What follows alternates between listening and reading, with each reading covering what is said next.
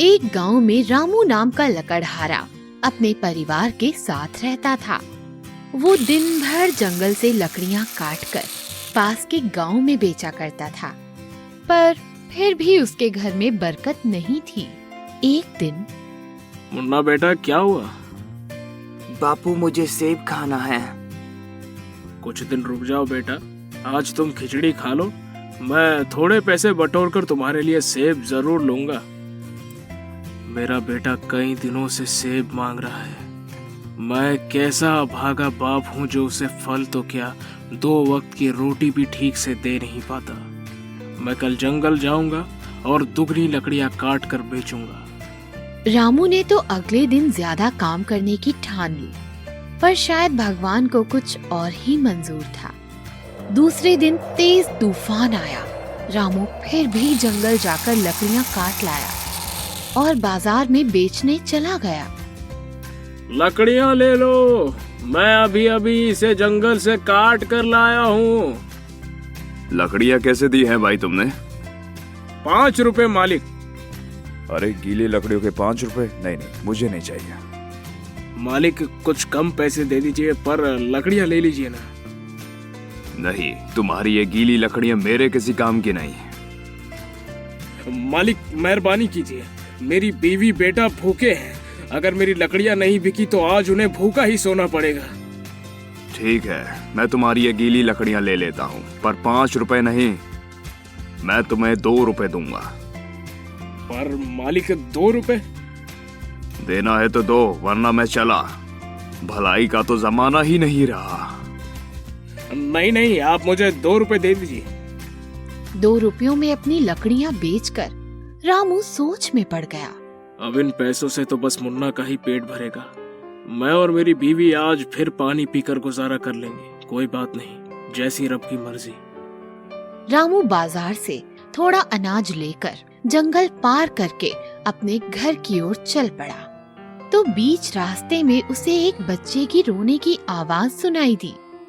रामू उस आवाज की ओर चलता गया और जंगल के बीचों बीच उसने एक बहुत बड़ा बंगला देखा।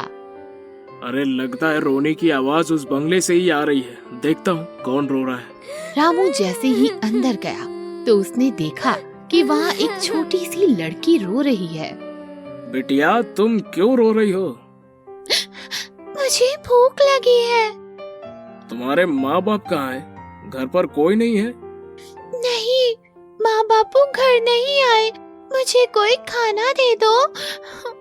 रामू से उस लड़की की ये हालत देखी नहीं गई और उसने पास रखी पर्ची पर अपना पता लिखकर मेज पर रख दिया। बेटा, तुम एक काम करो, तुम मेरे साथ मेरे घर चलो। मेरी पत्नी तुम्हारे लिए गरम गरम खिचड़ी बना देगी।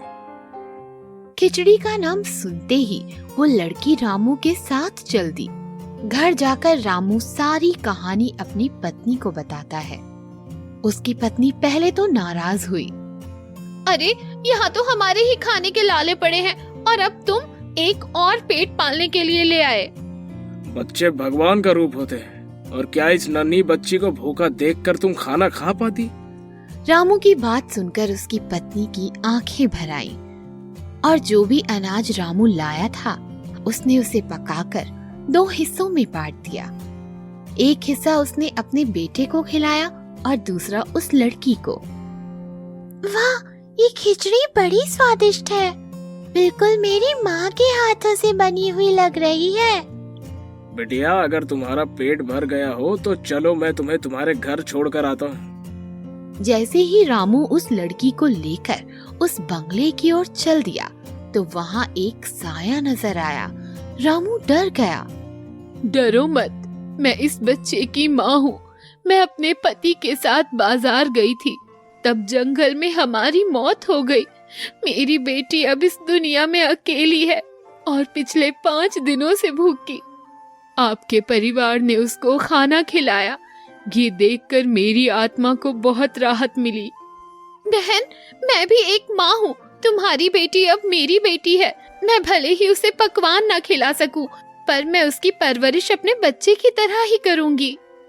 ए बहन, तुम और तुम्हारे पति बहुत अच्छे हैं। तुमने मेरी चिंता दूर कर दी। अब तुम्हारे पूरे परिवार की जिम्मेदारी मेरी होगी। तुम सब अब मेरे बंगले में रहोगे। वहाँ की रसोई में सारे बर्तन जादू के हैं। तुम जो भी पकाओगी वो कभी खत्म नहीं होगा जब तक सभी भर पेट खा नहीं लेते। तुम सबको कभी खाने की कमी नहीं होगी। आत्मा की बात सुनकर सभी हैरान रह गए, पर जैसा उसने कहा रामू और उसका परिवार उस जादुई बंगले में जाकर रहने लगे। अब रामू खुद को एक बच्चे का नहीं बल्कि 2 बच्चों का पिता मानता था और उसकी पत्नी भी दोनों बच्चों में कभी भी भेदभाव नहीं करती थी। तो इस तरह एक अनाथ बच्ची को एक परिवार भी मिल गया और रामू और उसके परिवार को गरीबी से छुटकारा